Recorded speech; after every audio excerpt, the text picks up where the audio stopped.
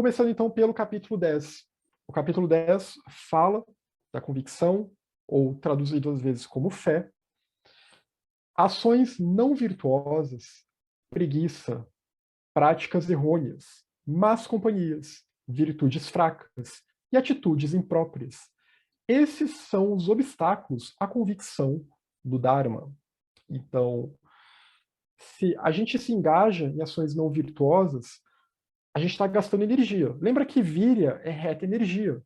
E se a gente está se envolvendo em ações danosas, né, criando karma negativo, karma que reforça os nossos kleshas, e é nesse sentido aqui, a gente tem sempre que tomar cuidado quando fala de karma, né, como até um amigo monge meu esses dias postou numa das redes sociais dele, karma não é castigo, karma não é bênção, karma não é aqui se faz, aqui se paga. Karma é ação. Onde há vida, onde há movimento, isto é karma. É a ação em que as coisas surgem na dependência de outras coisas, e elas vão se afetando, já que tudo é interdependente, já que tudo é interligado. Então, se a gente causa danos aos seres, ou se a gente reforça padrões de comportamento em nós que vão fazer com que a gente cause danos aos seres de alguma forma, vão reforçar o nosso senso de separatividade, e essa é uma forma de causar dano também, né, esse modo de confusão, esse modo de ignorância, porque aí nós estaremos agindo de forma apegada, com apego ao eu, de uma forma em que o nosso eu se sobrepõe ao todo. Então, necessariamente, essas ações que vão afetar o todo negativamente vão nos afetar negativamente também, porque nós somos parte do todo. Mas não é que haja uma inteligência ou uma deidade, alguma coisa assim, que esteja lá anotando tudinho e, e esteja ditando, tal pessoa fez tal coisa, então aqui vai entrar na conta. Não é bem assim a questão do karma, né? No Lambrinch Kemotsu, Tsongkhapa também fala do karma. Então é muito complicado, até porque outras literaturas vão tratar o karma, às vezes, como muito como nesse sentido, né? Muito como se houvesse alguém nos observando e nos julgando. Mas não é o que nós vemos na literatura budista. Então, mas ações não virtuosas, porque tudo é interdependente e porque tudo é ação, tudo é movimento. Ações não virtuosas são aquelas ações que vão, de alguma forma, causar uma desarmonia nesse todo. E, consequentemente, nós sofreremos essa desarmonia também. E esse tipo de ação é um desperdício de energia, é o contrário de virya, é uma energia que não está reta, que não está correta, é uma energia que está se dispersando devido ao poder dos kleshas. Então, a nossa convicção vai ficando meio fraca, porque a gente acha que o Dharma, a gente acredita que o Dharma é aquilo que nos possibilita a libertação, mas ao mesmo tempo a gente acaba caindo numa certa dissociação cognitiva, em que as nossas ações não correspondem com aquilo que a gente acredita. E como aquilo que a gente acredita não se concretiza, porque as nossas ações não correspondem com aquilo que a gente acredita, a nossa convicção vai se enfraquecendo, a nossa mente vai ficando mais embotada, a gente vai ficando mais envolvido com as coisas do mundo, as coisas do samsara. E aí, quando vê, a vida já passou, né? O trem já passou e agora vai ter que. Vamos ver aí o que vai acontecer com esse próximo nascimento. Então, a preguiça também, né? E a palavra preguiça aqui, em termos budistas, ela significa, ela tem a ver com o torpor, ela tem a ver com a lassidão, com aquele senso, aquele senso de falta de energia mesmo, né? Quando a gente não tem energia para nada. É esse tipo de preguiça, que muitas vezes pode nem ser uma má vontade consciente. Não é exatamente como a gente, às vezes, categoriza preguiça no senso comum. Né? Aquela pessoa ela não está estudando porque ela é preguiçosa, é só isso. Não. É realmente uma energia que está faltando em nós. Está faltando víria, de novo. Aqui é um problema de falta de víria, porque nós não estamos sabendo direcionar a nossa energia, as nossas ações de corpo, de fala e de mente de forma adequadas para que a gente consiga ter tempo e aproveitar o tempo para a prática do Dharma. Então, é preguiça muito nesse sentido. Devido a um desperdício de energia, a gente fica esgotado e aí não consegue seguir em frente. não consegue usar o tempo livre que nós temos para nos dedicar ao Dharma.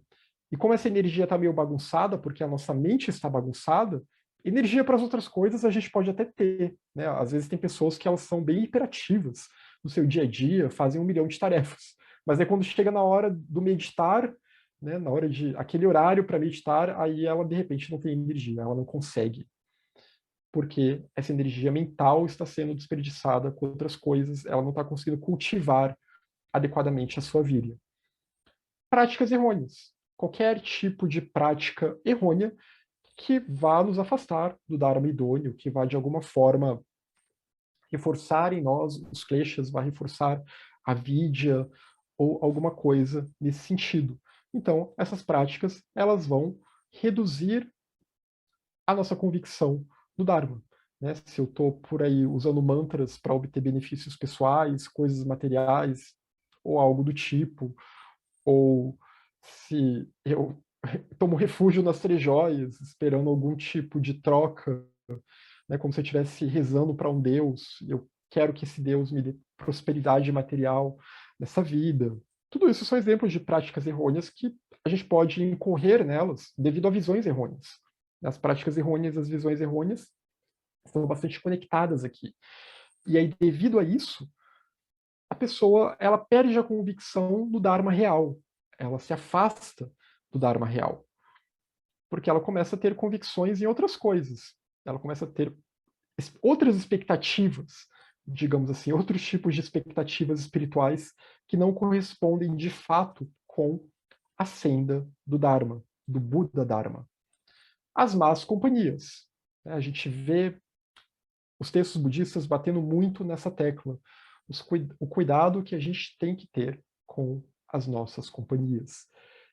E as más companhias não necessariamente são pessoas, né? Não necessariamente são, que eu digo, não necessariamente é um vizinho ou um amigo ou um colega.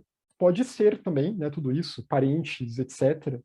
Mas também do que a gente se cerca, como que a gente nutre a nossa mente em termos do que a gente lê, quais os livros que a gente escolhe para ler, se é que, né, hoje em dia as pessoas não leem muitos livros, as coisas que a gente assiste, né, do que nós estamos sendo espectadores, para onde estamos direcionando a nossa atenção e como que essas coisas que a gente recebe nos influenciam. Pensando em termos de redes sociais, já que estamos sempre conectados, né, como que as histerias coletivas que surgem nas redes sociais, todo o senso de polarização, todo o senso de discórdia, como que isso nos afeta de alguma forma ou de outra, e como que isso mina a nossa convicção no Dharma, porque quando a gente vê, a gente está lá discutindo raivosamente com alguém, algum assunto político, que em termos de Dharma é uma futilidade. Em termos de Dharma não deve ser a prioridade, né? Porque o budismo é muito claro. Se a gente quer que o mundo mude, as pessoas têm que mudar. E as pessoas têm que mudar superando o eu, superando a vidya. Essa é a única solução para o mundo. As outras coisas que têm que ser feitas, né, no âmbito da política, da vida social, elas são importantes, claro. Mas se a gente quiser realmente uma mudança profunda, uma mudança em que não vai haver mais corrupção, não vai haver mais nada, digamos, nenhum desses problemas que nós vemos na política do Brasil e do mundo todo, para isso nós temos que nos dedicar à prática do Dharma. E é o melhor jeito de tentar melhorar um pouco, né, a energia do planeta, de tentar elevar um pouco a atmosfera do planeta. Então, esse cuidado com as más companhias, né, e é claro, amigos, pessoas, parentes que, quando a gente vê, estão nos afastando do Dharma, estão tirando o nosso foco de alguma forma, estão nos colocando contra colegas da Sangha, estão nos colocando contra professores do Dharma, e tudo isso. Virtudes fracas, pessoas que estimulam os kleshas dentro de nós, né? Estimulam desejos que podem não ser muito saudáveis e daí por diante. Virtudes fracas e atitudes impróprias. Então, se as nossas virtudes não são muito fracas, novamente também a gente não vai ter uma convicção muito forte, porque a gente não está cultivando as parmitas. Se a gente não cultiva as parmitas, quer dizer que a gente está sob o domínio dos kleshas. E logo, a nossa convicção vai ser fraca também. Atitudes impróprias. E aí, isso vai ter a ver com as ações não virtuosas, vai ter a ver com práticas errôneas também, né? Nós termos determinadas atitudes, uma rotina que não é condizente nem conducente com essa nossa busca espiritual. Então a gente fica deixando tudo para amanhã ou simplesmente cai em algumas atitudes mentais, né, de achar que eu não sou capaz, de achar que eu não consigo agora. E a gente tem que ter ciência dos nossos limites, mas não pode ficar arranjando muita desculpa, né, ficar arranjando muita desculpa no sentido de pensar e isso é só algo para o futuro. Essa é uma atitude imprópria que os textos budistas enfatizam bastante, né? Eu vou deixar para amanhã algo que eu tenho que fazer hoje. Então, não ter uma boa noção de tempo, por exemplo, não ter um decoro adequado, um respeito adequado para com a prática do Dharma, para com os ensinamentos, para com os gurus, e daí por diante, né? Banalizar as coisas e colocar tudo no mesmo patamar das outras atividades mundanas que nós temos que fazer ao longo da nossa vida. E aí a nossa convicção vai diminuindo, porque isso acaba virando mais só um entretenimento ou algo trivial. Negligência, pouco aprendizado, né, o que significa que há pouco estudo aqui. Complacência com o pouco aprendizado, a pessoa não busca estudar mais. Né, os textos Mahayana vão sempre enfatizar bastante. A gente viu isso também no Lambrin Chenmo, do Tsongkhapa, que o Dharma ele tem que ter estudo, reflexão e meditação. E a meditação ela tem que ser amparada pelo estudo e pela reflexão prévias.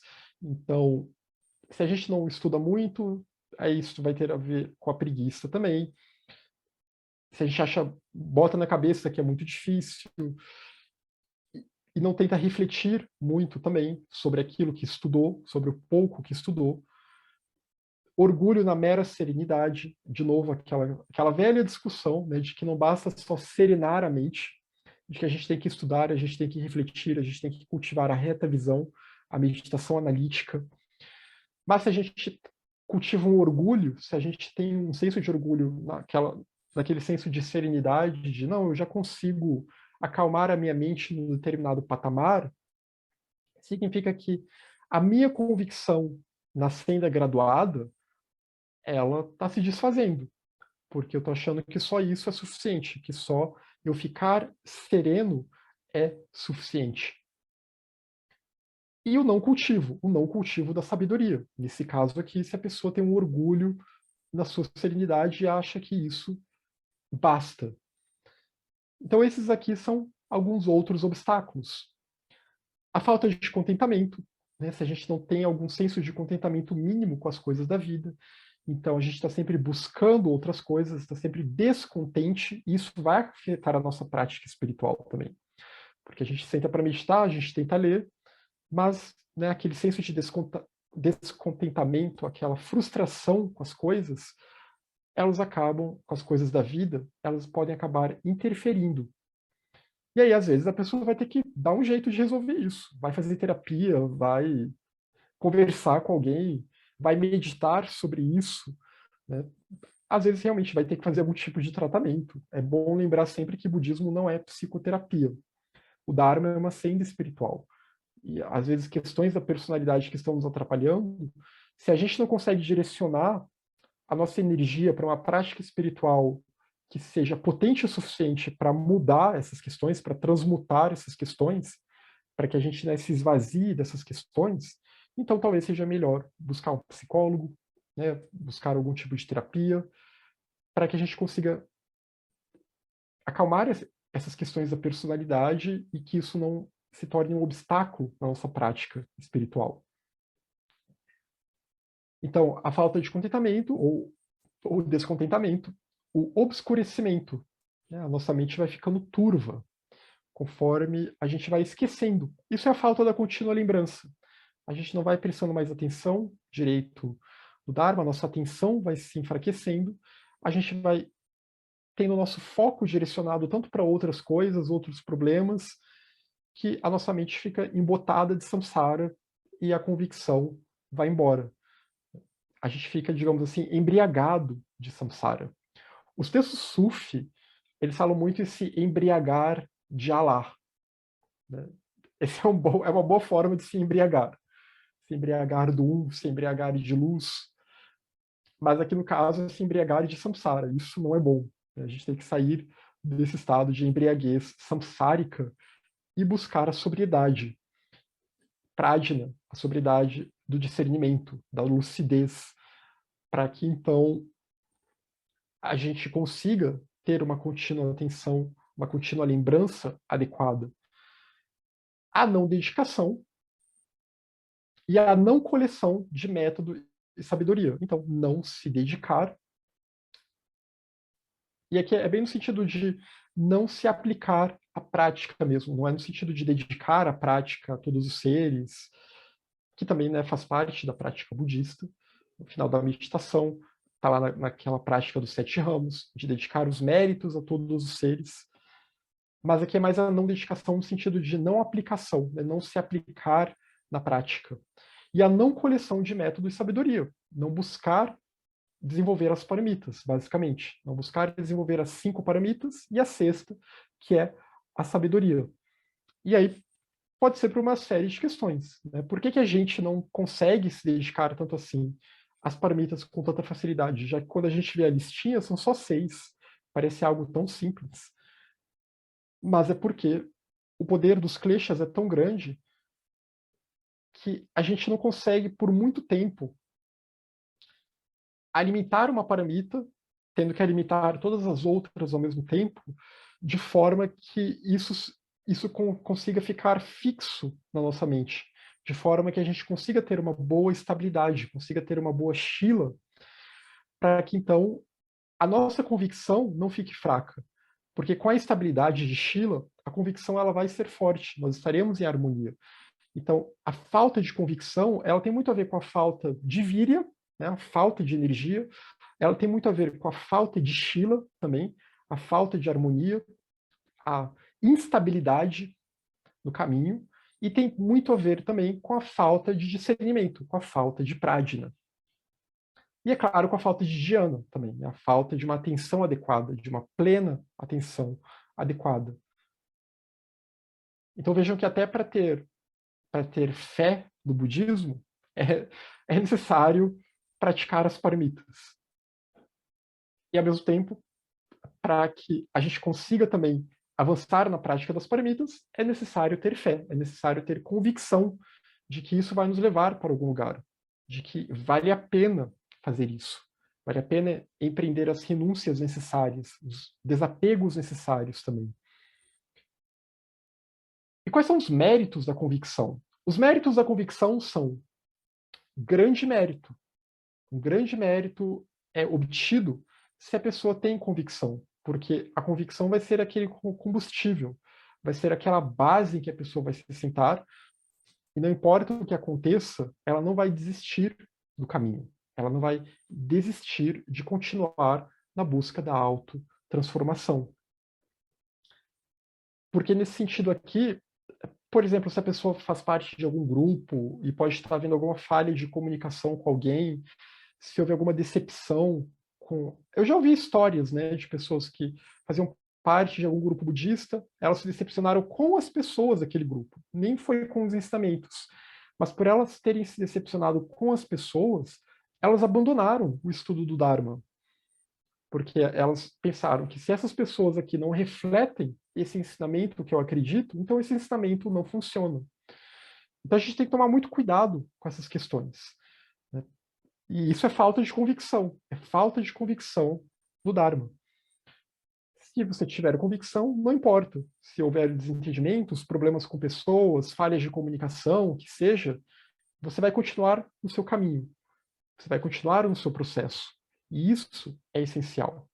Até porque somos nós, né, que estamos aqui caminhando, cada um no seu próprio processo. Grupos, eles servem para, digamos assim, catalisar esse processo, para ajudar que haja uma aceleração, né, e para ajudar também que se forme uma mandala, para ajudar que se tenha contato, um contato com alguém que possa ensinar, e daí por diante, e com pessoas, então, que podem também ter funções dentro daquele grupo, e daí por diante. Mas o caminho mesmo, ele é um caminho que, embora ele necessite de grupos, ele também é um caminho solitário. A liberdade do remorso. A pessoa não vai sentir remorso se ela tem uma convicção real, porque se ela tem uma convicção real, ela não vai se engajar em ações não virtuosas. Se ela realmente acredita naquilo, ela vai agir de acordo com o que ela acredita. Se é uma convicção forte, é isso que eu quero dizer. É claro que a gente pode acreditar, mas a nossa convicção, a nossa fé não é muito forte. Então a gente ainda cai em contradições, né? Cai num estado de desarmonia mesmo. Então, de dissociação cognitiva. Mas se a gente tem uma convicção forte, plena, não haverá remorso, porque as nossas ações estarão sempre, de alguma forma, guiadas por essa convicção. Então, nós teremos bastante Shila no caminho, bastante harmonia. Felicidade, felicidade, contentamento, alegria, grande alegria. Não privação. A pessoa não vai se sentir privada das coisas que talvez ela tenha que renunciar, né, de desejos, de metas egoístas ou do que quer que seja que ela tenha de renunciar. Porque se ela tem uma convicção, ela sabe que ela está renunciando a algo que não tem importância em termos de prática do Dharma, em termos de senda espiritual. Então ela está deixando, ela está se livrando de um peso. Então ela não vai se sentir privada, né? Ao contrário de quem tenta forçar uma renúncia que na verdade é uma repressão. Isso geralmente não dá muito certo, porque se a pessoa não tem convicção naquilo que ela está tentando abrir mão, aquilo vai ficar assombrando a mente dela, né? Aquela sombra vai ficar crescendo dentro dela, porque ela vai se sentir privada, ela vai começar a culpar os outros, né? Vocês me convenceram a buscar esse caminho e não sei o quê, vocês me fizeram eu abrir mão de tal e tal coisa e blá blá blá, sendo que na verdade era uma vontade própria da pessoa.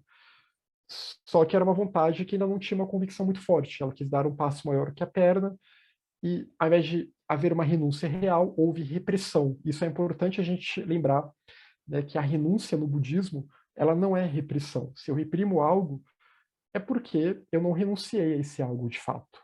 Né? A renúncia é a gente conseguir se desligar daquilo, desligar aquilo que de alguma forma chamava a nossa atenção, mas agora não chama mais, porque nós compreendemos, e aí vem a questão do discernimento, nós compreendemos de forma profunda, intuitiva, que aquilo não nos serve. Firmeza, aperfeiçoamento, né? A pessoa vai ser firme, ela vai se aperfeiçoar cada vez mais no caminho, compreensão direta do ensinamento, compreensão direta aqui no sentido de que aquela mente é uma mente que está aberta para o Dharma. Então, ela vai ter uma facilidade, vai ter uma intuição poderosa. Então, uma intuição que vai conseguir pegar facilmente mesmo, né? Vai conseguir compreender o ensinamento. Embora, né, aqui é sempre bom lembrar que se trata de uma senda gradual, né, mas conforme ela vai avançando, ela vai tendo mais e mais facilidades para aprender. Realização completa das aspirações suas e de outros. Aquela questão das aspirações, né, que em textos budistas, o que quer dizer isso? Quer dizer você buscar evitar as causas do sofrimento e gerar as causas da felicidade. Todos os seres têm essa mesma aspiração. Então, se a pessoa avança no caminho, se a pessoa se liberta do samsara, se torna um bodhisattva, ela está realizando as aspirações dos outros seres, além das suas próprias metas espirituais. O rápido desenvolvimento da sabedoria transcendental. Então, porque por meio da convicção a pessoa segue em frente, ela vai se dedicar àquilo, ela vai se dedicar com força. A gente tem casos, né, quando a gente olha na história, de personagens que realmente se dedicaram bastante. E nessa dedicação eles conseguiram avançar razoavelmente rápido, pelo menos a partir daquela vida em que a convicção brotou neles, e que eles finalmente conseguiram se tornar convictos. É claro que eles já estavam caminhando há vidas e vidas, tentando, eles conseguiram então avançar ainda mais rápido no caminho. E nesse avanço ainda mais rápido no caminho, eles conseguiram ter um direcionamento que eles não tinham antes. Então, e aí conseguiram produzir bastante, né? Escrever bastante, traduzir bastante, e daí por diante. E assim a pessoa consegue desenvolver essa sabedoria. Ela consegue desenvolver prajna, consegue se aperfeiçoar em prajna, consegue se desvencilhar do eu. Nos gananciosos, a convicção é como um cachorro. Nos meditadores, é como uma tartaruga. Nos que se preocupam apenas consigo mesmos, é como um servo. Nos altruístas, a convicção é como um rei. Vamos ver um pouquinho aqui do que o Vasubandhu fala, né, essa parte do comentário do Vasubandhu. Uma pessoa gananciosa, ela nunca está satisfeita. Então, ela é como um cachorro faminto e doente. Porque aqui é um senso de convicção distorcido, né? Aquele senso de convicção que você acha que você precisa daquelas coisas, aqueles objetos da ganância. Então, ela é esse cachorro faminto e doente porque ela busca as coisas, ela quer devorar tudo, mas nunca se satisfaz. O meditador é como uma tartaruga que se recolhe em seu casco na água. Aqui, quando ele fala em meditador, ele está usando muito no sentido de alguém que só busca serenar a mente. Alguém que busca só chamata, ou alguém, então, que não está preocupado em fazer algo mais do que isso. Porque só isso não é o suficiente, como já falamos bastante aqui. Então, essa pessoa, ela fica nesse recolhimento. Ela se recolhe com uma tartaruga, né? Fica lá no seu, na sua estase, fica na sua lentidão. E é isso. Alguém que se recolhe na água, mas que não está fazendo nada em prol dos outros seres. Não está fazendo mal, mas também não está fazendo o que a senda do Bodhisattva pede. Quem se preocupa apenas consigo é como um servo, que sempre procede com uma postura de medo em relação ao seu mestre. Se a pessoa se preocupa apenas consigo própria, essa sua convicção, ela é como um servo. Você tem aquela convicção no seu próprio eu, mas é uma convicção bem complicada. É aquele senso que a gente tem, né, quando a gente se ilude achando que eu sou uma pessoa muito autoconfiante, eu sou uma pessoa muito segura de mim mesmo. Em geral, quando a gente fala muito essas coisas, é porque essa nossa convicção, essa convicção que a gente busca, esse senso de eu que a gente projeta sobre nós mesmos, ela é uma convicção fraca, porque com as porradas da vida, com os problemas da vida, com as nossas expectativas não se cumprindo no samsara, esse nosso senso de eu, ele vai apanhando muito. E, na verdade, a gente tem muitas inseguranças, medos, né, muitas aversões, e daí por diante, porque faz parte dessa natureza kleshada, dessa natureza perturbada. Então, por isso que a convicção aqui, ela é um servo do eu que sempre procede com uma postura de medo em relação ao seu mestre. Porque esse eu que a gente tem, ele é um eu que vai abusar do seu servo. Né? Ele é aquele eu que vai tentar forçar que haja uma convicção nesse próprio senso de eu, mas é uma convicção que não consegue sustentar muito facilmente. O altruísta é como um rei que governa o seu país com seus éditos. Já aquele que é um altruísta, aquele que é guiado por bodhicitta, ele é como um monarca, ele é como um rei, ele governa o seu país com os seus éditos, os seus decretos.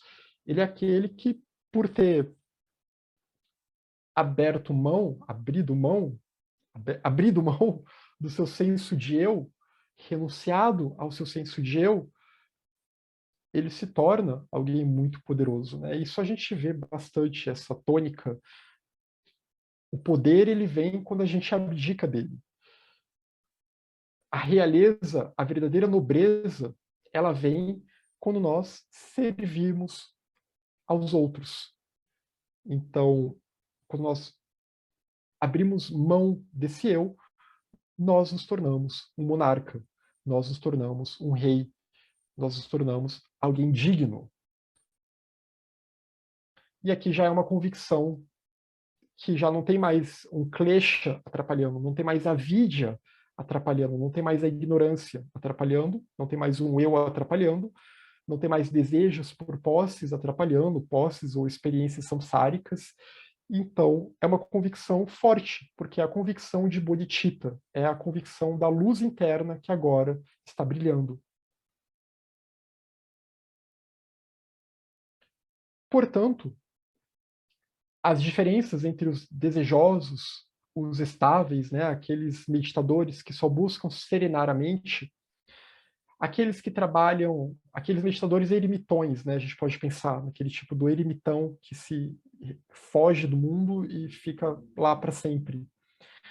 Aqueles que trabalham egoisticamente e aqueles que trabalham altruisticamente devem ser entendidas sempre em relação às diferenças de suas convicções, porque de acordo com aquilo que a pessoa busca, as suas convicções serão diferentes. Após considerar que a melhor das convicções é aquela encontrada no grande veículo, no Mahayana, o corajoso Bodhisattva deve sempre escolhê-la. E aqui Bodhisattva está sendo usado no sentido mais amplo, né? Não só no sentido de alguém que alcançou uma iniciação elevada, mas no sentido de qualquer um que está se iniciando na senda Mahayana, de qualquer um que está tentando seguir a senda Mahayana, que tomou votos, né, refúgio no Mahayana. Visto que uma quantidade infinita de seres humanos pode alcançar a iluminação a todo momento, não se deve cair no desespero. O potencial está lá, né? A qualquer momento, pessoas podem se iluminar. É só uma questão delas buscarem a senda. Se elas buscarem a senda é gradual, tudo bem, é progressivo, é graduado, mas em algum momento a iluminação pode ser alcançada, porque a natureza Buda está em todos. Então não há por que se desesperar.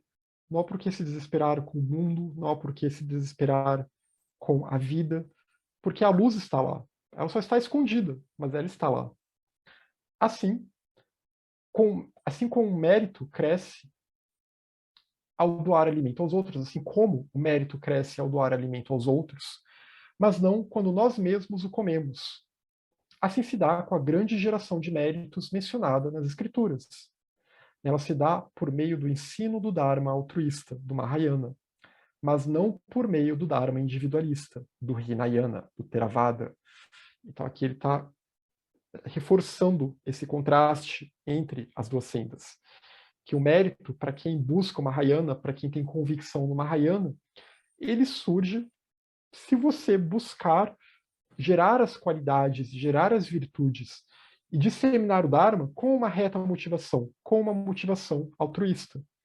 Se eu busco apenas uma motivação individualista, então eu não estou no Mahayana. Se eu busco apenas a minha própria libertação, eu não estou gerando mérito no Mahayana.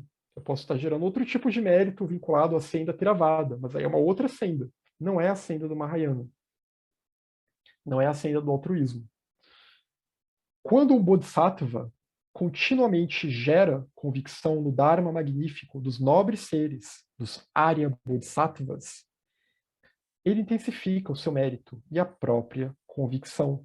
Então, quando continuamente se gera a convicção no Dharma, isso tem muito a ver com a questão da tomada de refúgios também, né? Buscar se refugiar na joia Buda, na joia Dharma e na joia Sangha, na Sangha espiritual, na Sangha dos Arya Bodhisattvas, na Sangha dos seres nobres. Então, quando o Bodhisattva continuamente gera essa convicção do Dharma magnífico, porque esses nobres seres eles são nobres porque percorreram esse caminho antes. Eles também passaram por essa senda. E essa senda, a base dessa senda é o Dharmadato. O Dharmadato é a senda do Dharma, do seu estado mais, é a verdadeira sustentação de tudo. É a verdadeira sustentação da existência. Então, se nós buscamos a senda, se nós buscamos o Dharma, o que é que nos sustenta de fato? É o Dharmadato. E buscar a senda é buscar, então, viver com a ciência, com a consciência do Dharmadato. É tentar viver buscando uma harmonia com essa unidade fundamental, com o elemento uno indestrutível, ou com o espaço básico fundamental onde surge a existência, que é o Dharma Dhatu. Então, quando se gera a convicção do Dharma magnífico, entende, né, que o Dharma tem várias dimensões, é o ensinamento, é a senda, é o caminho, é aquilo que sustenta a prática espiritual e também é a sustentação da própria vida em termos de Dharma Dhatu, de Dharmakaya, é a verdade universal nesse sentido, né, dessa unidade fundamental de tudo. Então o Bodhisattva intensifica o seu mérito e intensifica a própria convicção, porque assim é um combustível para a prática. E mais convicto ele se torna. As três cestas, Sutra, Abhidharma, aqui a gente já saiu do capítulo da convicção, da fé, e agora a gente está indo para o capítulo 11, que trata da investigação do Dharma. Então, as três cestas, Sutra, Abhidharma e Vinaya, lembra, né, que são as chamadas três coleções do cânone budista. Os sutras, que no caso do Mahayana são sutras Mahayana, né, que não necessariamente excluem, na verdade, os sutras Theravada, eles também fazem parte do cânone, mas né, o principal foco são os sutras Mahayana. O Abhidharma, que são os tratados que vão tratar da cognição, alguns vão falar de cosmogonia, cosmologia também, mas vão falar muito do funcionamento da mente, vão falar muito de como a mente conhece o mundo, e daí por diante, dos nossos estados mentais. No Abhidharma, a gente também vai ver descrições sobre os diferentes reinos do samsara, por onde o contínuo mental pode renascer, e daí por diante. E às vezes é chamado também de uma psicologia budista, ou uma fenomenologia budista, no sentido de como entender como a mente conhece os fenômenos, como entender os mecanismos de cognição. E o Vinaya, que é a coleção de textos relacionados à disciplina monástica. Então, essas três cestas, elas levam à liberação por meio da familiarização, conforme a pessoa estuda, reflete, medita, se familiariza com seus ensinamentos, de acordo com seus votos, né? O Vinaya, ele é muito importante para quem toma votos monásticos. Então, por meio da familiarização, do entendimento, da pacificação dos kleshas e da realização da meta, da realização do caminho, da concretização do caminho. Vasubandhu, no comentário, ele diz: a coleção de sutras é o antídoto para a dúvida. Porque com sutras a gente gera a convicção do Dharma. É um antídoto para a descrença. Porque por meio dos sutras a gente consegue entender o Dharma, na medida do possível, de acordo também com as nossas próprias limitações, no estágio do caminho que nós estamos. É claro que, conforme a gente vai insistindo no estudo, mais compreensões virão com o tempo. O Vinaya é um antídoto para que não se caia nos extremos do hedonismo e da autoflagelação. Porque isso mesmo, um monge budista jamais vai se esperar que o monge budista vai ficar se flagelando, que o monge budista vai ficar se entregando ao remorso, à culpa. Não existe pecado no budismo. Se a gente entender pecado aqui no sentido católico, né? Eu sei que pecado originalmente significa errar o alvo, que dá para relacionar com as ações não virtuosas, né? Com a falta de uma reta energia, uma falta de víria que faz, e de shila também, e de todas as outras paramitas, que faz com que a gente tenha ações que, na verdade, vão nos causar mal, embora a gente ache que essas ações vão nos causar bem. Se a gente entender pecado nesse sentido, como ações não virtuosas, tudo bem. Mas pecado no sentido católico, né, esse sentido de que há uma lista a priori de coisas que pessoas não podem fazer, e se elas fizerem, elas serão punidas, a não ser que elas se arrependam e tentem espiar isso, sei lá, ajoelhando no milho, se chibatando, coisas do tipo, né, e fiquem toda hora alimentando esse senso de remorso, isso nunca vai ser estimulado por nenhum texto, nenhuma escola budista idônea. Né? E se pessoas estão alimentando esse tipo de pensamento em sua mente, elas estão tendo algum problema na sua compreensão do Dharma. Elas podem estar tendo alguma interferência, né, no Ocidente, como a gente cresce numa cultura católica ou protestante, dependendo do país, e isso está muito forte. Então, muitas vezes a pessoa pode estar sofrendo interferência dessa tradição e mal interpretando os textos budistas. Mas, porque a autoflagelação ela é um extremo, e a própria história do Buda vai falar sobre isso. A história lendária do Buda. que ele tentou a autoflagelação, os jejuns extremos, etc., e viu que aquilo não funcionava. Assim como também ele teve a sua fase, antes dele cair no ascetismo, dele ir para o ascetismo, ele teve uma fase de hedonismo também, né, que ele se entregou ao hedonismo porque o pai dele, o rei, para tentar distraí-lo, tentava dar uma série de benesses para ele, e acesso a concubinas e sei lá o que mais. E ele viu que isso também não trazia felicidade e satisfação, nenhum nem outro extremo. Então, o Vinaya ele é esse antídoto, se bem compreendido, essa disciplina monástica, para que não se caia nesses dois extremos. O Abhidharma é o antídoto para o fanatismo, porque a gente entende que as coisas que a gente vê no mundo, quando a gente estuda o Abhidharma, não são exatamente como a gente as vê. A nossa cognição ela é distorcida. Então, isso evita que a gente projete muitas coisas, projete uma série de expectativas, projete muita energia, projete existência inerente sobre as coisas e, de repente, fique fanático por aquilo. Né? Se a gente quer ser um bom madhyamika, a gente não pode cultivar fanatismo em nós. Porque a gente tem que entender que as coisas, como nós as experienciamos e percebemos no mundo fenomênico, elas nunca são o que elas aparentam. Elas têm uma existência aparente, mas por baixo dessa existência aparente há toda uma rede complexa de interdependência. Né? Não há características necessariamente inerentes, essenciais às coisas do mundo. Tudo surge mediante a interdependência. Então, é uma forma de se evitar o fanatismo. Aqui eu dei o exemplo da filosofia madhyamika, né, mas aqui no texto ele está falando do Abhidharma, que também funciona nesse sentido. Se bem estudado, se bem compreendido, a gente entende os nossos fatores mentais, entende que o fanatismo também está ligado ao klesha da aversão.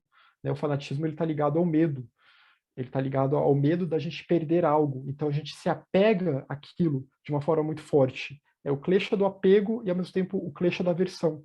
De aversão a tudo aquilo que ameaça essa nossa crença que nós temos como apego. E é sempre bom lembrar, né, que a convicção, a fé budista, ela não tem nada a ver com fanatismo. É algo interior. É um senso intuitivo interior de que esse caminho, ele é um caminho que vai nos levar para a libertação. Tanto quanto eu sei que se eu respirar, tanto quanto eu sei que eu estou respirando oxigênio agora. Eu não preciso ser fanático em relação a isso. Mas eu acho que todo mundo aqui tem a convicção de que o oxigênio existe. Todo mundo aqui tem a convicção de que a gravidade existe. E é esse o tipo de convicção que a gente tem que tentar gerar no Dharma. Essa convicção de que o Dharma existe, de que os Budas existem, de que as várias vidas existem.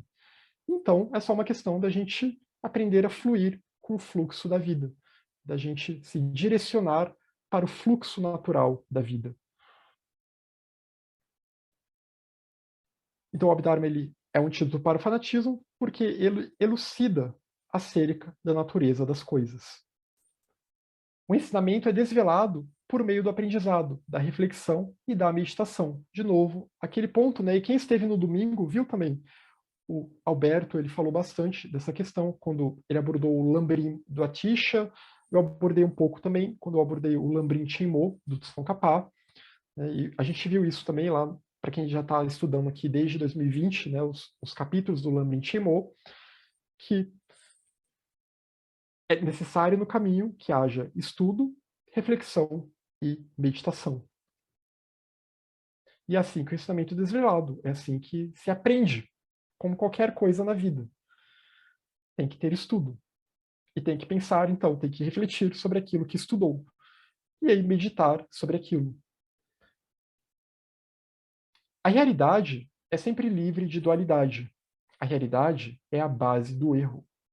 E é absolutamente inexprimível. Naturalmente, não produzida. É considerado como aquilo que deve ser conhecido, aquilo que deve ser abandonado e aquilo que deve ser purificado, ainda que seja naturalmente imaculada. Na purificação dos vícios, dos kleshas, disse que é como o espaço, o ouro e a água. Então vamos ver aqui. A realidade ela é sempre livre de dualidade. E ao mesmo tempo ela é a base do erro.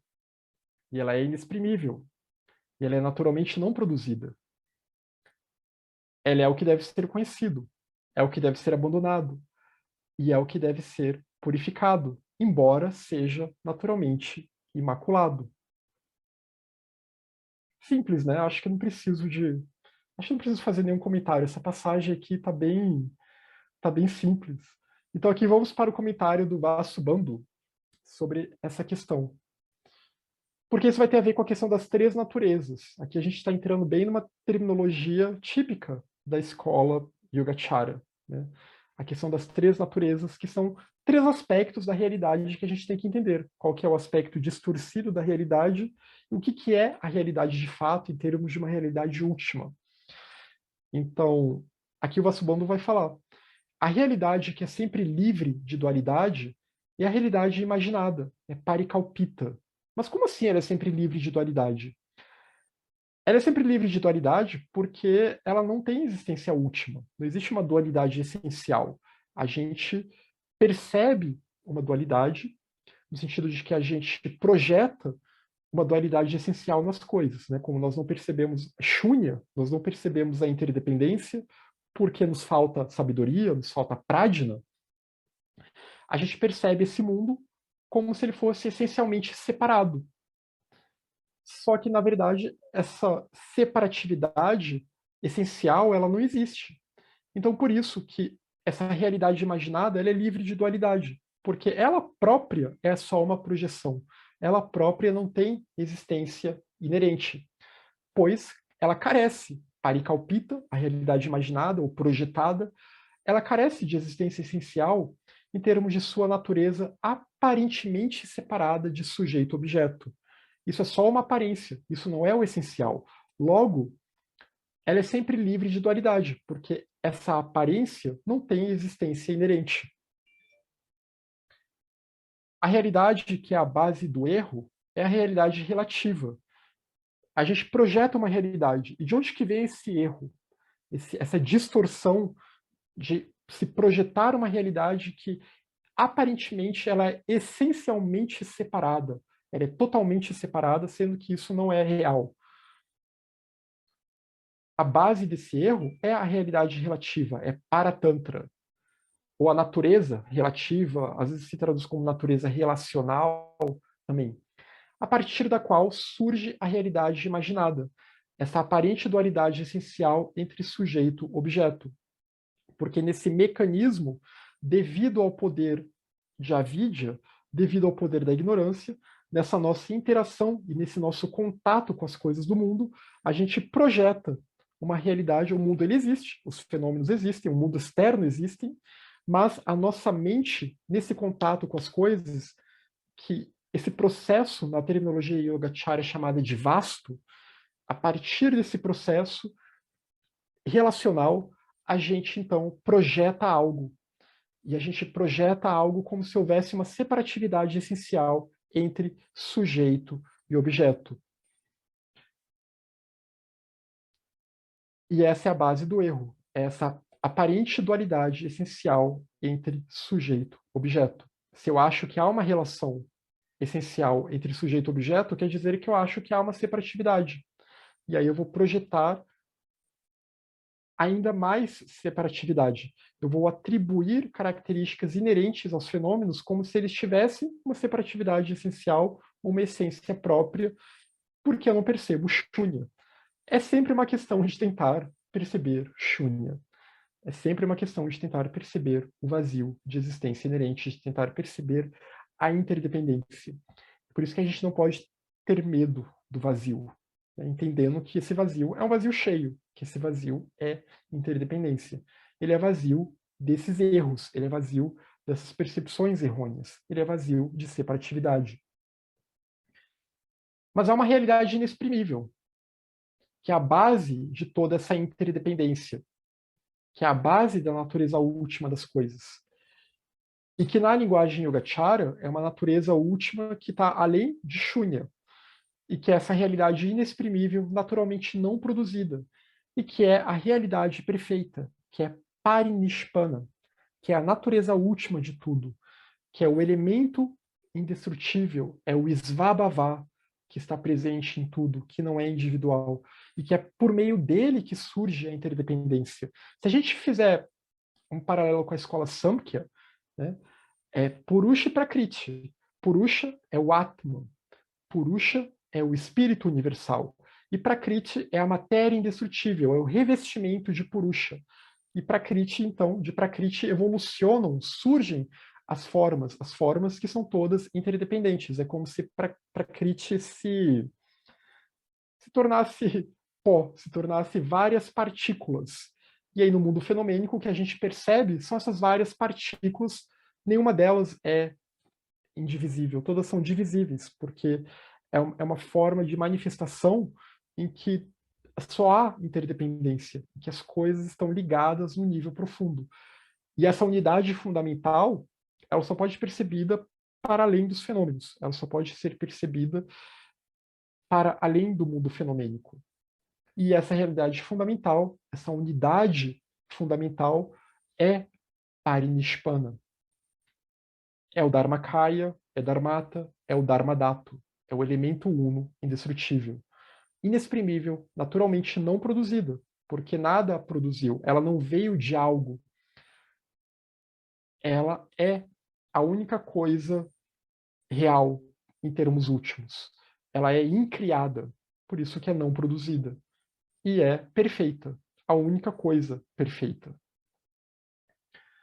Stiramati vai dizer, num comentário também a esse texto, é a mácula da dualidade sujeito-objeto que existe no relativo, que existe na natureza paratantra, dessa natureza relativa, relacional, e que necessita de purificação, porque é devido a essa mácula que a nossa mente ela vê algo e ela projeta mais ilusão, ela projeta mais confusão ainda, ela tem uma percepção distorcida da realidade.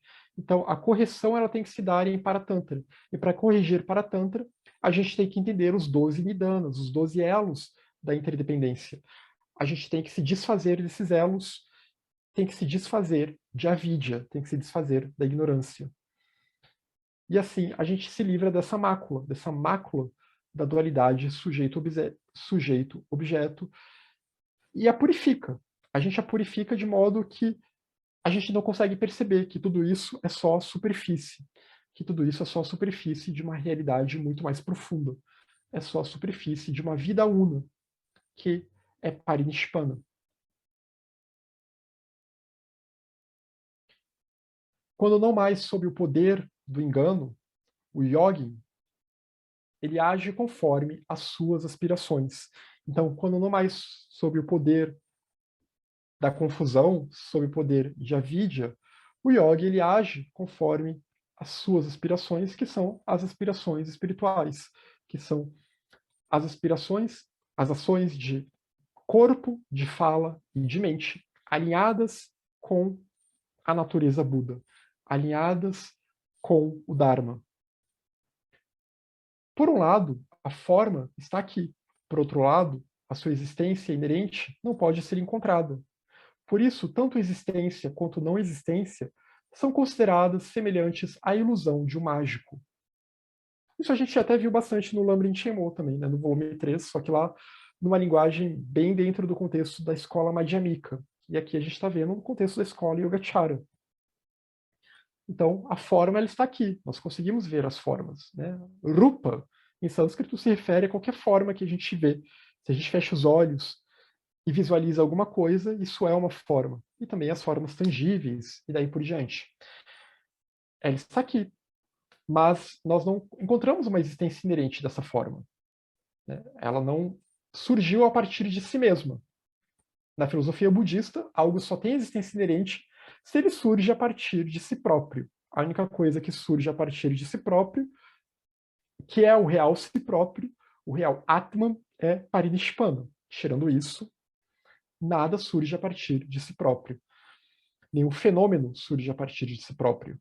Então, por um lado, a forma está aqui, por outro lado, a sua existência inerente não pode ser encontrada. Aquelas velhas meditações que a gente vê, né? Onde está o eu? Cadê isso que eu chamo de eu? Eu posso localizar o eu em algum órgão meu, em alguma parte do meu corpo? Peraí, mas tem os skandhas. Mas esses skandhas, algum desses skandhas tem existência inerente, ou eles só existem um na dependência do outro, e daí por diante. Então, essa é a mesma lógica. Por isso, tanto existência quanto não existência são semelhantes à ilusão de um mágico, porque são categorias que a gente aplica ao mundo fenomênico que elas não se sustentam. As coisas, elas aparentemente existem inerentemente, mas elas não têm essa existência inerente aparente. E, ao mesmo tempo, por não terem essa existência inerente aparente, a gente pode pensar que elas não existem. Mas, de certa forma, elas existem. Em termos relacionais, elas estão aqui. As formas estão aqui. O mundo está aqui. Nós estamos aqui. Então, a gente existe. Não da forma que a gente acha que a gente existe. Mas, de alguma forma, existimos. Repetindo bastante aqui a palavra forma. Mas a questão é essa. A questão é que, por isso, tanto existência, e aqui a gente tem sempre que pensar, né, como no Lambertin Morin Tsongkhapa enfatiza bastante, Chandrakirti também, no contexto madhyamika, quando a gente fala dessas questões, pensando em termos de existência inerente. Nenhuma dessas filosofias aqui está negando a existência do mundo, está negando que o mundo externo existe. O mundo externo ele existe, nós estamos nele, nós existimos, mas não da forma como pensamos que existimos. A aparência da dualidade está aqui, mas a sua realidade não é encontrada. Então, há uma aparência de dualidade, mas nós não conseguimos encontrar uma dualidade essencial, porque tudo é shunya, tudo é vazio, tudo é interdependência. Logo, essa separatividade, é que a dualidade é nesse sentido, de separatividade. Essa separatividade aparentemente fundamental, ela não existe, em termos últimos. Ela é só uma aparência. Os Budas Supremos proclamaram que todas as coisas produzidas são como ilusões, sonhos, miragens, reflexos no espelho, sombras, ecos, reflexos no luar, do luar na água, emanações mágicas. Porque também, como a gente viu no Lambertin Mo, no volume 3, nenhum fenômeno é produzido. Nada é produzido. Nagarjuna fala bastante disso, em termos últimos. Aparentemente as coisas são produzidas. Mas para eu dizer que algo é produzido por algo, seria como dizer que há um algo inerente, essencialmente separado daquele algo que foi produzido.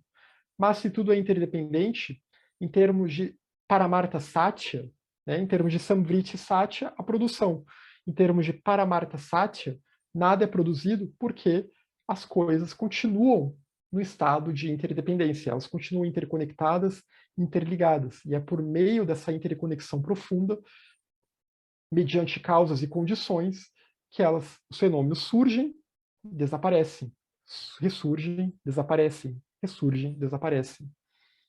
Então, é nesse sentido, né, que, em termos últimos, nada é produzido, os fenômenos não são produzidos, e eles são não cessantes também. Eles não cessam, porque a interdependência não cessa. Nada é plenamente destruído, embora nada seja o mesmo, né, já que tudo é impermanente no mundo fenomênico.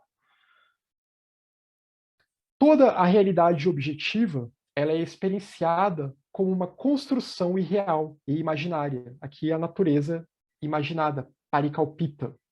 Nem real, nem irreal. Como não conceitual e como nem conceitual, nem não conceitual. Então, toda a realidade objetiva ela é experienciada como uma construção irreal, porque isso que nós chamamos de objetivo, que aparentemente é objetivo, não é o que parece. Então, é muito mais uma projeção, é muito mais parikalpita, é algo imaginário, como o truque de um mágico, que tem alguma coisa ali, né? O mágico ele não está criando uma ilusão, um holograma do nada. Tem alguma coisa ali, mas ele está enganando a gente. Essa é a questão quando se fala que é como um truque de mágico. Nós estamos aqui nos enganando em relação a como a gente percebe a realidade. Há um engano fundamental, que é produzido, claro, por avidya, pela ignorância. E, portanto, essa realidade objetiva, ela não é real em termos últimos, porque ela é só uma aparência, ela é só a ponta do iceberg, e ela também não é irreal, porque ela existe em termos relativos, em termos conceituais, ela existe. É assim que nós a percebemos com os nossos sentidos, É assim que nós a percebemos com manas acoplada aos nossos sentidos, né? Manas como um sexto sentido. Então, é assim que a gente percebe dessa forma mais superficial, nesse estado de mente aflita, de mente afligida por avidya. A gente só percebe isso e não consegue perceber o que está mais além. Ela é não conceitual, porque em termos últimos, esses conceitos, eles são vazios de existência inerente, né? Essa nominação que a gente dá para as coisas, isso que a gente chama de eu, é vazio, é interdependente. Então ela é não conceitual, como não conceitual e como nem conceitual. Então ela é não conceitual e também não pode dizer que ela é conceitual. Se ela é não conceitual, logo ela não é conceitual. Mas também ela não é não conceitual. Aqui a gente vem com aqueles tretalemas que a Nagarjuna gosta bastante, né? Do é e não é, não é nem não é. Então, mas entendendo a grosso modo, é isso. A realidade objetiva, ela é não conceitual porque a sua base é não conceitual. A sua base está além do conceitual. Parinishpana está além do conceitual. Parinishpana é inexprimível. E os conceitos, eles são só algo aparente. Então, esses conceitos, eles surgem, mas uma vez que a gente entende que eles surgem na interdependência, eles não têm uma existência essencial, eles não são a essência dessas coisas que nós conceituamos. Mas, ao mesmo tempo, também não dá para dizer que não é conceitual, porque no seu nível relativo, os conceitos estão aí. No seu nível relativo, nós rotulamos as coisas de determinadas formas mediante Paratantra, mediante essa natureza relacional dessa aparente separatividade sujeito-objeto. E aí Vasubandhu vai comentar: a construção irreal e imaginária é a construção mental que não está em conformidade com a sabedoria, com o Prajna. Se nós desenvolvermos Prajna em nós, então nós perceberemos o que é a realidade. E aí a gente para com esse mecanismo de construção irreal e imaginária. Porque aqui está se referindo aos processos da mente samsárica, né? A mente que não consegue perceber Parinishpana, que não consegue perceber a natureza última. O não conceitual é tatata, o tal qual é. O não conceitual é Parinishpana, é o Dharmakaya, é Dharmadato. É aquilo. Isso é o não conceitual. É a base de toda a vida. Na mente está a aparência de dualidade inerente. É na mente de onde isso vem. E por isso que houve aquela distorção posterior na escola Yogacara. Porque quando eles falam em Chittamatra, na literatura original da escola, o que eles querem dizer é que, realmente, esse senso de dualidade inerente, ele é uma projeção da nossa mente. Mas não quer dizer que as coisas do mundo não existam. Mas é que a nossa percepção enganosa em relação às coisas, ela é projetada pela nossa mente. O Bodhisattva, ele percebe a ausência dos dois tipos de Atma. O Bodhisattva, ele não se ilude. Ele não cai nesses jogos mentais. Então, ele percebe que não existe um Atman do eu. O nosso eu não é um Atman, não há um Atman individual. E que os fenômenos também não têm um Atman individual, um Atman próprio dos fenômenos. Só há Parinishpana, que sim, a gente pode chamar de um Atman, mas aí é um outro tipo de Atman. É o Atman real, é o ser universal, etc. E quando o budismo fala em anatman, é muito criticando esses dois tipos de atman, né? O eu não é o atman, o eu é anatman. Que às vezes é mal traduzido como não eu, né? Mas não ser é uma tradução mais adequada para anatman.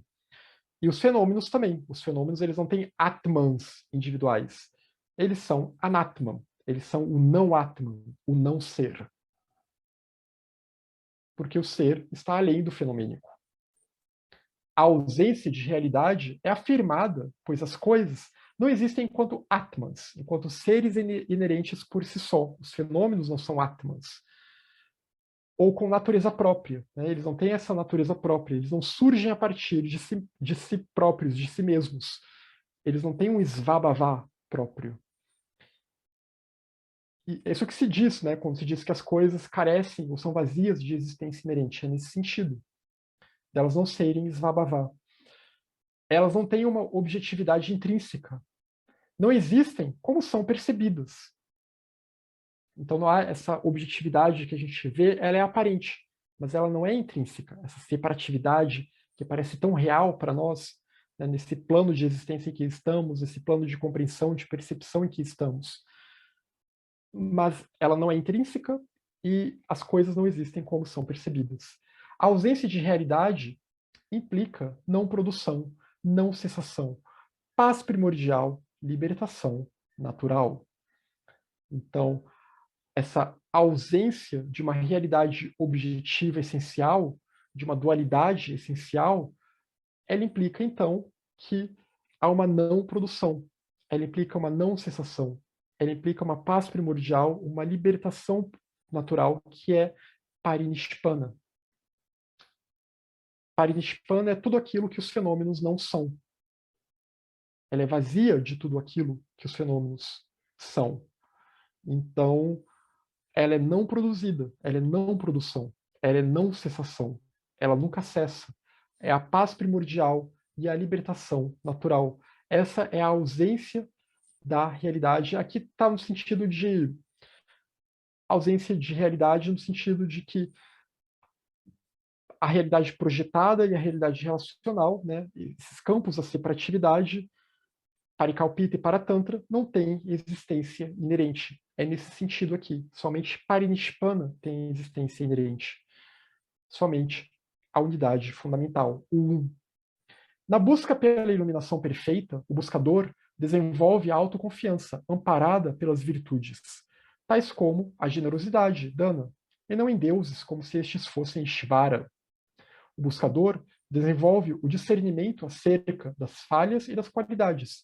Então, para buscar a iluminação perfeita, para buscar essa compreensão de Parinishpana, para buscar Prajna e Jnana, né, a pura gnosis, a pura percepção do Um, na busca por essa iluminação, o buscador ele tem que ter autoconfiança, como a gente viu, isso está muito ligado à questão de convicção, né, como a gente viu no capítulo anterior. Tem que ter essa fé de que ele é capaz, e de que ele é capaz porque é possível cultivar e desenvolver as virtudes, o potencial das paramitas está dentro de nós.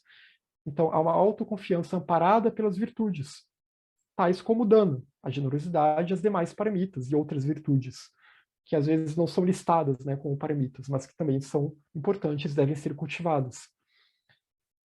E não em deuses, como se este fosse Shivara, que está criticando, né, quem fica rezando para deuses e achando, confundindo, invocando deuses e seres, como se esses seres fossem conduzir a pessoa à iluminação perfeita, sendo que esses seres também estão presos no samsara.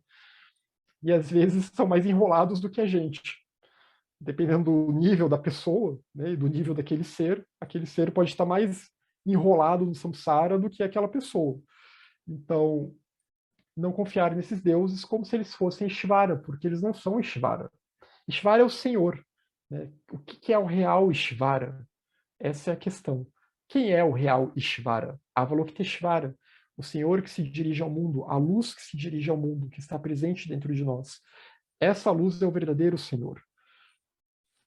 O Atman é o verdadeiro Senhor. O Tathagata Garbha, né, o ser presente em nós, é o verdadeiro Senhor.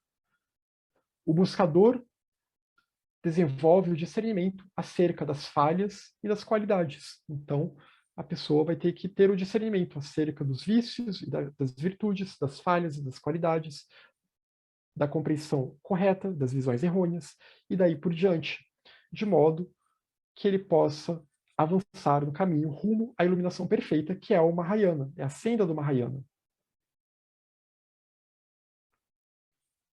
Para o Bodhisattva corajoso, a investigação é considerada em termos de crescimento, responsabilidade universal e grandeza. Então, o Bodhisattva, aquele que tem coragem, né, que está nessa jornada heróica, a investigação do Dharma ela é considerada em termos de crescimento, de você pensarmos que isso é um caminho que leva para o desenvolvimento, para o seu desenvolvimento espiritual. Não é simplesmente um estudo, uma investigação da realidade, simplesmente por uma mera curiosidade intelectual. Não, é para realmente se transformar, para que esse conhecimento possa gerar sabedoria em nós. E para que então a gente consiga transformar a nossa mente, para que a gente consiga perceber a realidade para além do que a mente projeta, do que a mente samsárica projeta. E consiga perceber, então, a interdependência e consiga perceber também a unidade. E responsabilidade universal. Responsabilidade universal no sentido de que é bodhicitta, a responsabilidade para com todos os seres. Né? Cultivar, entender o que é bodhicitta. Buscar desenvolver bodhicitta, o altruísmo. Ter esse senso de responsabilidade para com todos os seres. Desenvolver dana, o doar-se para todos os seres. Desenvolver shila, a harmonia com a senda, harmonia com os princípios e preceitos do Dharma, coerência de vida com o que há de mais elevado em nós, com o potencial de iluminação presente em nós e em todos os seres, que não é individual.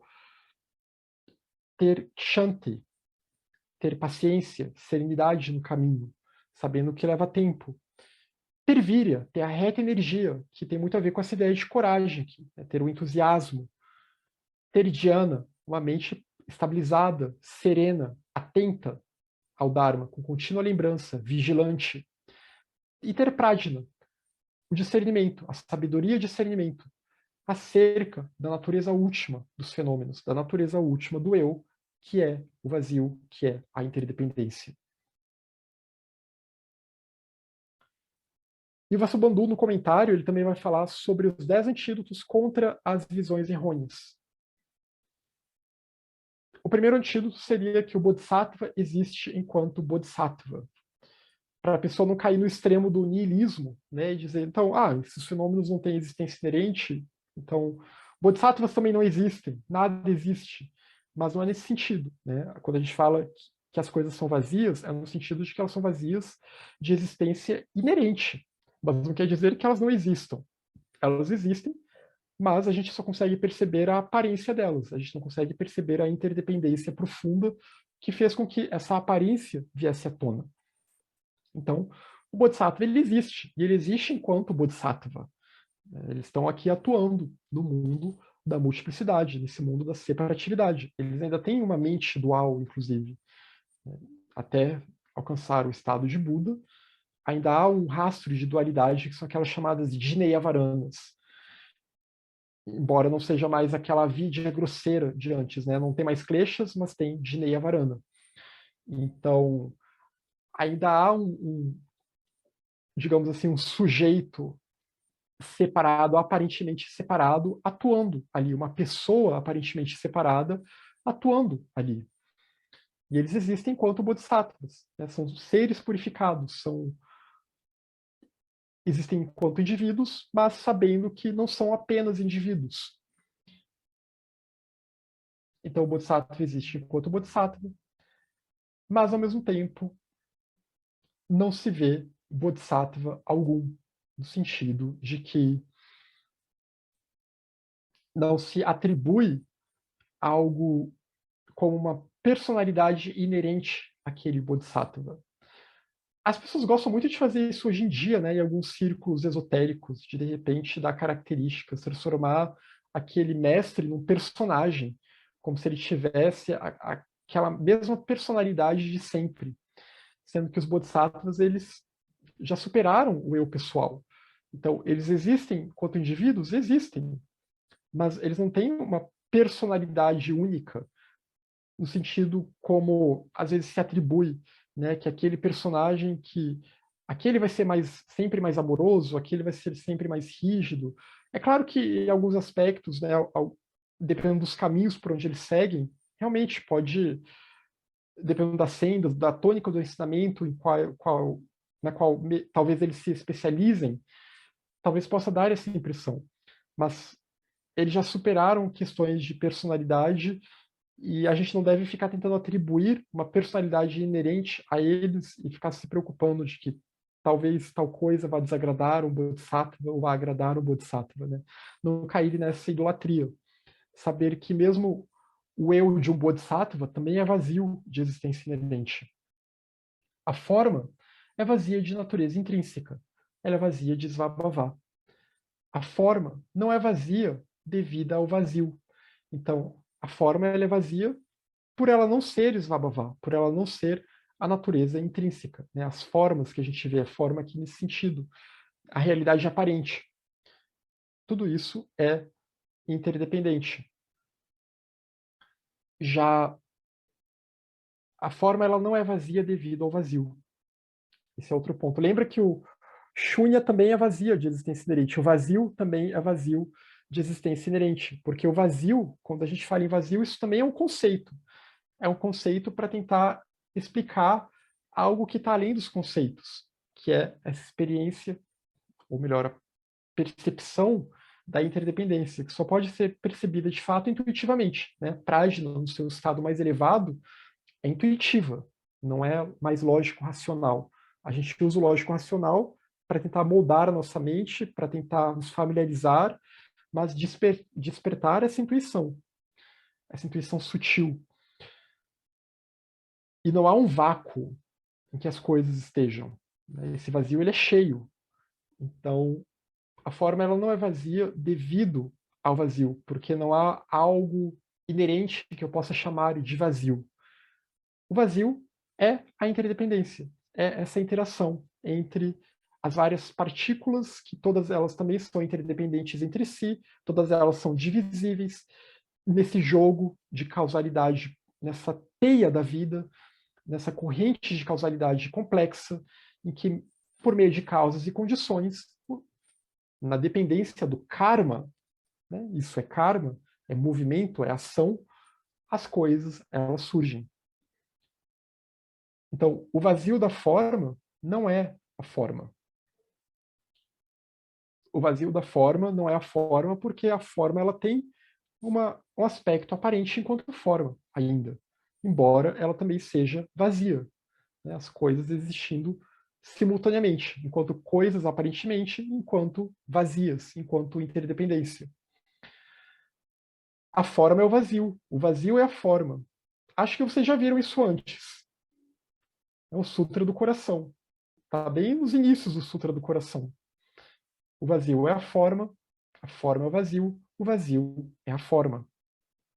Então, a forma é Shunya e Shunya é a forma no seu aspecto interdependente. E no seu aspecto Paramartha Satya, no seu aspecto Samvriti Satya, que é a verdade relativa dos fenômenos, né? Paramartha é a verdade última. No seu aspecto Samvriti Satya, a forma está lá, aparentemente existindo, embora ela seja vazia. A forma é meramente uma designação, um nome, um conceito. Né? É meramente algo que ao qual nós atribuímos uma designação. Pelo mecanismo da designação, a gente atribui características às coisas. E essas características estão lá. Mas elas não necessariamente são essências. Aliás, elas não são essências. Elas não surgem de partículas essenciais.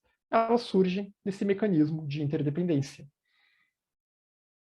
A forma é não produzida, nem destruída, nem vício, nem purificação. Ela não pode ser produzida, ela não é produzida no seu aspecto último, porque tudo é vazio, tudo é shunya.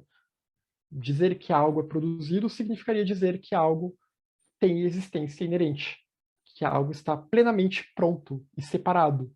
Mas como nada está plenamente separado, então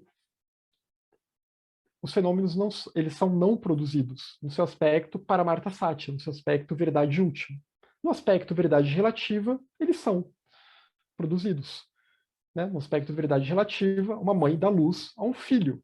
Ela deu luz àquele filho e há uma separatividade ali. Mas no aspecto Shunya, há uma interdependência profunda. A forma não é destruída também, porque ela não pode ser destruída.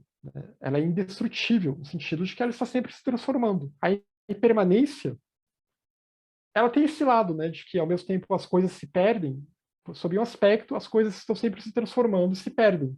Sob outro aspecto, as coisas nunca se destroem, porque elas estão sempre se transformando numa outra coisa. Não é vício nem purificação, não são características inerentes à forma. Essas características surgem mediante a interdependência, surgem mediante o poder do karma, o que é vício, o que deve ser purificado, e daí por diante. Mas, no seu aspecto shunya, ela está além dessa dualidade. E a gente pode até fazer também paralelos com a Sankhya, que eu tinha falado, né, em termos de prakriti, como aquela substância primordial que está sempre em transformação. A linguagem é algo artificial. Né? Sempre lembrar que a linguagem também ela está dentro desse mecanismo da designação. Então, para a gente não atribuir um excesso de existência inerente às palavras também. Porque a linguagem ela lida com o mundo fenomênico. A linguagem ela não é capaz de acessar o que está além do fenomênico. A gente usa os conceitos para tentar aproximar a nossa mente, como eu falei, para tentar condicionar a nossa mente a ela ficar mais receptiva à intuição de Prajna, a intuição mais profunda de Prajna no seu aspecto mais elevado. Mas esse aspecto mais elevado, essa intuição mais elevada, ela está além da linguagem. E por isso também que, né, se Prajna está além da linguagem, o que dirá de Jnana, da gnosis, o que dirá da percepção do da percepção de Parinishpana, que é algo inexprimível. A gente usa as palavras para tentar causar familiaridade, etc., direcionar a nossa mente, vibrar a nossa mente em sintonia com isso. Mas as palavras não dão conta de descrever o que isso de fato é. E o Bodhisattva, ele não vê nomes. Não os vendo, ele não se vicia em atribuí-los aos seus referentes, no sentido de que o Bodhisattva, ele não atribui existência inerente às coisas. Ele não se vicia no modo confuso de ver o mundo. Ele não se vicia no modo de separatividade, porque ele percebe a interdependência. E é nesse sentido que ele não vê nomes. E não os vendo, então, ele não vai se viciar em atribuir características supostamente inerentes, né, essências, átomos, as coisas, sendo que essas coisas não têm esses átomos, não têm essas essências. O Bodhisattva ele consegue ver o mecanismo, o Bodhisattva elevado, ele consegue ver o mecanismo do karma, das causas e condições, como que as coisas surgem, né? Por isso também eles conseguem prever o karma das pessoas, prever questões da vida das pessoas, muitas vezes, né? E o Buda, então, consegue ver tudo isso, né? Tem a onisciência que entende completamente o funcionamento dos fenômenos, porque entende completamente o funcionamento do karma, né? Então, nada escapa à sua visão.